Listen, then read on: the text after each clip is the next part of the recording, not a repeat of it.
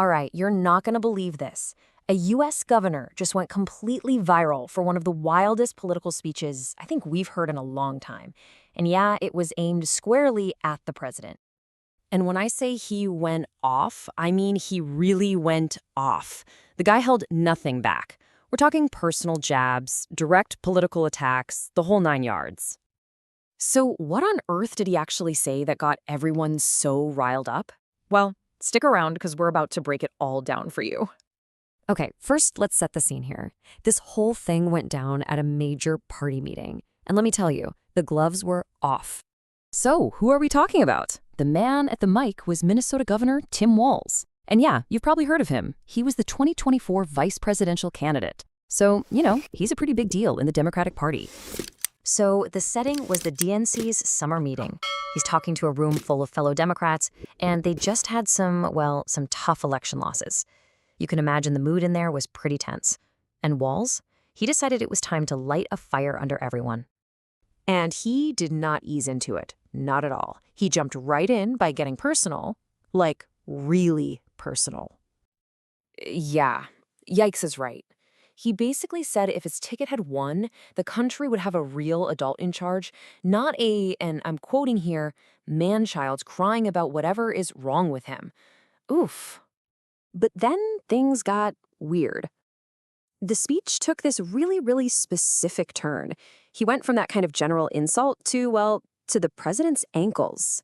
Yes, you heard me right, his ankles. And this next line, it just perfectly captured the whole vibe of the speech. He says, "May his fat ankles find something today. Petty as hell." And apparently the crowd just went wild, completely erupted in applause. I mean, talk about raw political showmanship. Now look, this whole ankle thing might seem totally random, right? But there's actually some backstory here. There'd been a lot of chatter online about the president's health, and specifically, his swollen ankles.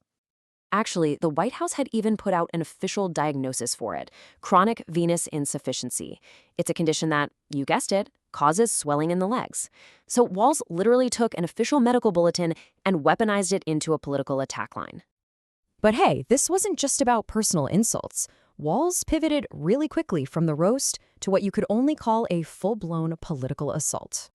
That's when he launched into this, it's been described as a pretty extended rant, basically making fun of MAGA Republicans and what he painted as their, daily routine. He kicked it off with their fashion choices, sarcastically saying something like, "Oh, what should I wear today? This stupid frickin' red hat." And then he went after their rhetoric, mocking them like, "What should I say today? I don't know, just make sure it's cruel." And to finish it off, he went right back to the top. Who do we listen to? That guy. Oh, the felon in the White House? Yeah, listen to him and that'll be fine. Just, wow. So you're probably thinking this was all just about landing some cheap shots, right?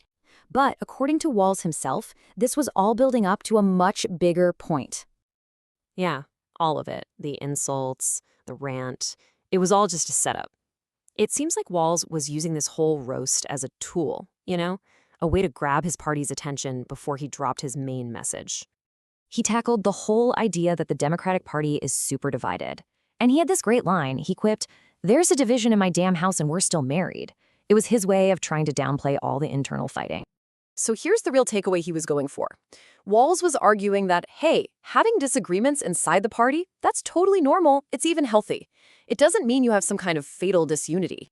He basically begged his fellow Democrats to unite against what he called fascist policies and to stop what he described as a slow-rolling attempt at undermining democracy. In his mind, the stakes were just way too high to be bogged down by internal squabbles. Which kind of leaves us with a really interesting question, doesn't it? In today's political world, is this the best way to fire up your base? Do these kinds of insults actually work better than a classic call for unity? So what do you guys think? Was this whole speech totally brilliant, or was it just divisive? I want to know your take, so drop it in the comments below. Seriously, we read every single one. And hey, if you want more explainers just like this one, breaking down all the biggest stories, you know what to do. Smash that like button and definitely subscribe. Thanks for hanging out with us.